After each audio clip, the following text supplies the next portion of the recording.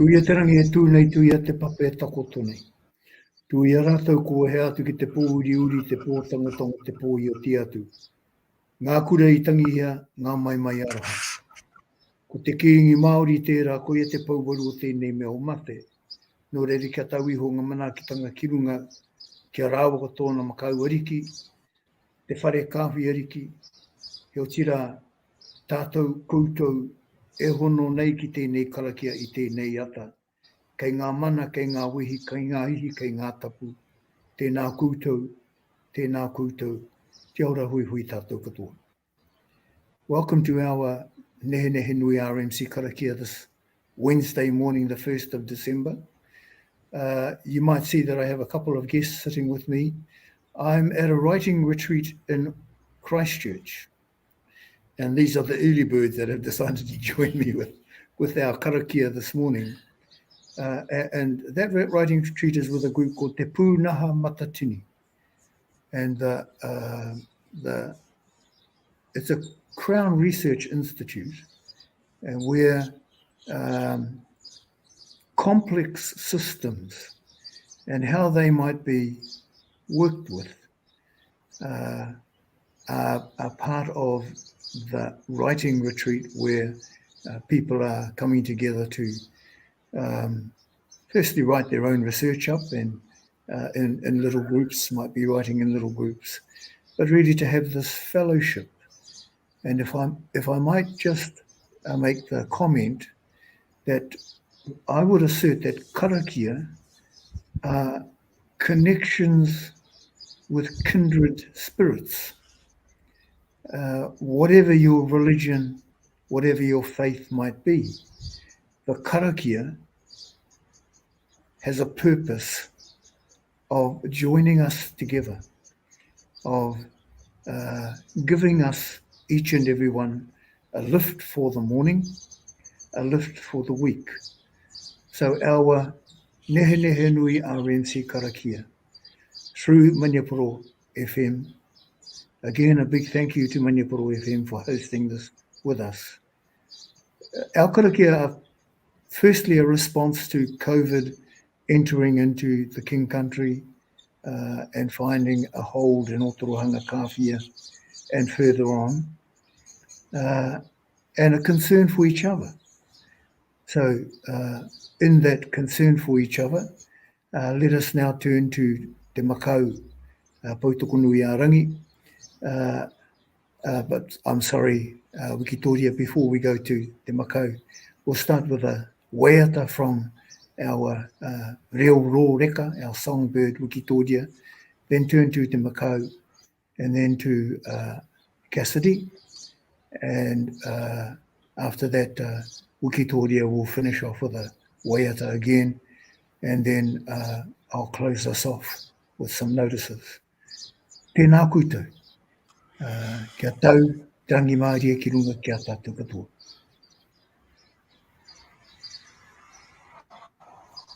A tēnā tātou, me te mihi anō ki tātou e hui hui mai nei tēnei ata, mo tēnei kaupapa karakia. Ko te karakia, waiata karakia, ka waiata hau i tēnei ata ko te ruruku whai.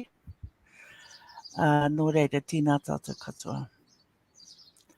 Rukutia. Rukutia i runga, rukutia i raro, rukutia i roto, rukutia i waho, rukutia ki tua, kia u, kia mau, kia mau. Rukutia. Rukutia te tau o te wharene, rukutia ngā heke o te wharene, rukutia te pō, turongo o te wharene, rukutia te pō, tau o te wharene, rukutia te pō, toko manawa o te wharene. Kia u, kia mau, Rukutia, rukutia ngā heke o te wharene, rukutia ngā kaho te wharene, rukutia ngā po whakaero te wharene, rukutia ngā tūparu o te wharene. Kia au, kia mau, kia mau. Rukutia, rukutia ngā mahi o te wharene, rukutia ngā amo te wharene, rukutia te kōruru o te wharene. Rukutia te pae kai a whao te wharene. Kia au, kia mau, kia mau. Kia ninihi atu ai aua, whatunui aua nganga. Kei whakamai hoki a haunui a hauroa a ta whiri matea. Taku hiki pai ai moro tō te wharene. Ko ona tangata, ko mahana, ko tū mahana. Ko wera, wera, ko koha, koha. Ko tahitanga, ko manakitanga, ko aroha, hei ha. Kuiranga tangata o te wharene. Turu turu o whiti whakamaua kia tina. Haumi e hui e taiki e. Tina tātou. Karawe, thank you, Wikitoria, for asserting the strengths of all the parts of this virtual whare that we are enjoying this morning, wherever anyone might be. Kauri kia koe moko, te makau. Pēnā tātou katoa i o tātou kāinga maha, i o tātou tuahutanga tēnei rā te mihi. Koe nō rā te karakia e tukuna atu nei, hei manākitanga, hei tauwhirotanga mō tātou. E whakatenau mai i te awatea. I te rā, hei manākitanga mō tātou, hei whakamahana i a tātou e noho nei i roto i tō tātou takiwa. Tau hokai ana kōpū i te pōka hiwa hiwa. Te pō nui, te pō roa, te pō uri uri, te pō matire rau, te pō tiwhai tiwhai. He pō whai ao, mānawa mai. Mānawa mai e te ata hae pō, mānawa mai e te ata huakirangi, mānawa mai e te ata tū. Tū mai e tamanui te rātō ia mai tō pāpā huaki. Ko marua nui ki te whenua. Kia marama i runga, kia marama i raro, kia marama i roto, kia marama i waho, kia marama i tua. Te toko te ao marama, koronoa, koro, turu o witi wakamaua kia tina. Ina haumie hui e ita. Papaerangi. Kia turuki mai te maru atua nui. He ai o nuku, he ai o rangi, he ai o matua. Kia mahea te ara, kia pūrangi aho te titiro. Kia kotahi te ngākau, kia toi te kupu, toi te mana. Toi te aroha e hou. Papatua nukurangi nui extend to us the divine sheltering mantle. that is earthly harmony, heavenly serenity, and the most great peace. May clear the path ahead for us, and may our sight be true, and the oneness of heart be ours, that our words and our spiritual powers and harmony reign for each and every one of us. Kia hora te marino, kia whakapapapou namu te moana kia tere te kāruhirohi. A ko tō tātou hua haere o te rangi mai. Turu turu o whiti whakamaua kia tēnā, tēnā, e, ui e. I tāiki e. Miharo te makau, tēnā koe meo whakamārama, he otira te wairua o te karakia. Thank you for that, te makau. We'll turn to our youthful face, youthful voice, youthful Cassidy. Kia ora e kare. Pātena tātou, puna tātou e te whānau kua whakarau I ka mai nei, ai e tau toko ana hui ngā mihi whamihia. Ai, kei no tātou. Ko te aha, ko te aha, ko te kore, ko te kore, ko te pō, ko te pō, ko te a, ko te a, kāua te ao, marama. Ko rangi nui e tui honei, ko papatua nuku e takuto nei, ko hau e waenga e ke mi ana e rapu ani te arai ai o matu. Te ara tau whai ti te ara, he ara namu namu te ara, he ara I kaurohia. I kaurohia te ara ai o te hau o ngā rangi. I ai o te toi uru rangi, I ai o te toi uru ore, I ai o te toi uru ariki. Whakaheke I runga, whakaheke I raro, whakaheke I roto, whakaheke I waho, whakaheke ki tua. Kia tau e honai te māramatanga ki runga ki te iwi nei me ngā hapu maho mani a poto. Tawana mai te manaakitanga ki runga ki a rātou ngā tūroho e māwiwiti ana kei ngā painga. Tēnei te tangi, tēnei te inoi o te ngā kau, tēnei wā. Tūturo o whiti whakamaua kia tīnā. Tīnā haumi hui e, tāiki e.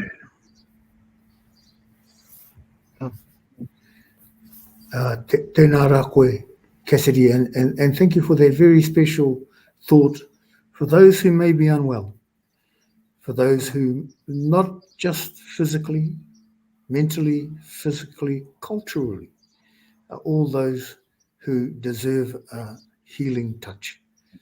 Nō reira, tēnā koe e tama, kei a koe Wikitoria te... thank you, Wikitoria, for earlier. It was a little slip to say karakia, waiata, waiata, karakia. But in particular, our uncle Panataua would always call his waiata karakia. And very often call his karakia waiata. So your waiata karakia, I look forward to. Kia ora rā. Tēnā koe, tēnā koe. Anai he waiata hei hiki wairua mō tātou katoa. Nei rei te koe e koro ki ngā rei ngā paraire. Kei roto koe ia kuri ngā pū.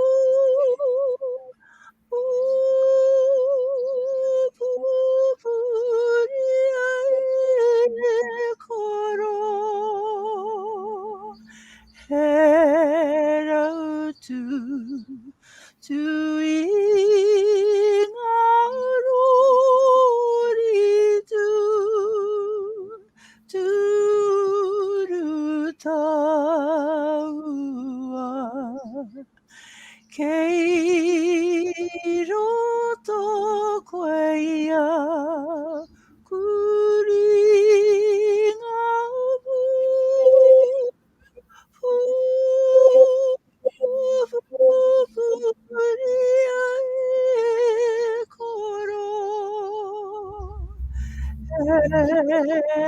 harate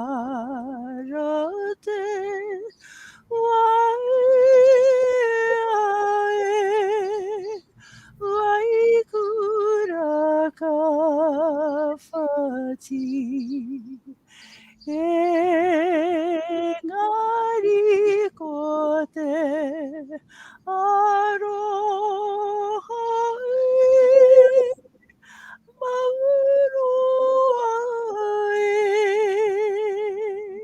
Tēnā tātou katoa. Tāhua. Yes, indeed. A wire may rust and break, but love is everlasting. E tuku ana te aroha kia tātou, moroto o tēnei rā, ahuak. Very, very briefly, just to pass on to you the message from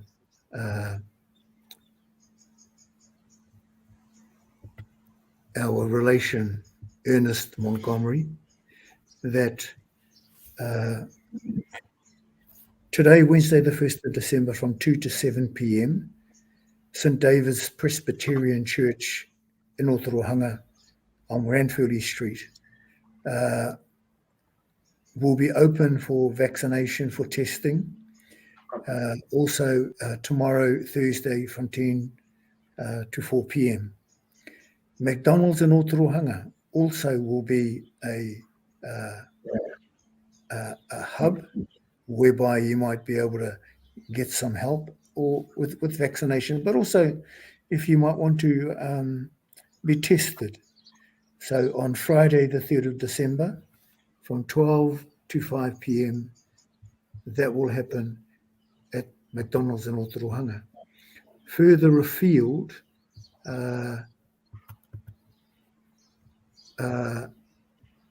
oops, I'm trying to find the proper.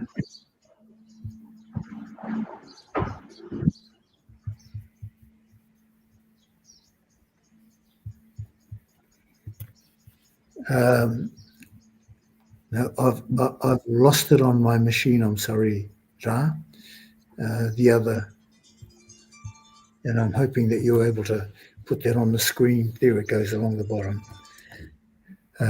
Those spaces where people can go for vaccination. And again, if you don't wish and have a real issue around vaccination, that's your right. However, we might say that the evidence is clear that those vaccinated may still catch the COVID, but the effects will not be as bad as those who aren't vaccinated. Secondly, there's a protection in there for others. Hoino, kua ua manakitanga, kua ua tiakitanga kei runga kei a koutou, kei a tātou. Kua ua mihi anō, kia Wikitoria, kia te Makau, kia koe Cassidy. Koutou e arahi nei tā tātou karakia i tēnei ata. Ka kite a tērā wene rei, tērā weneti, ko tau āwha nō, kia piki te ora, piki te kaha, piki te māramatanga ki runga ki o koutou, tātou katoa, pai mārire kia tātou. Pai mārire, mauri ora.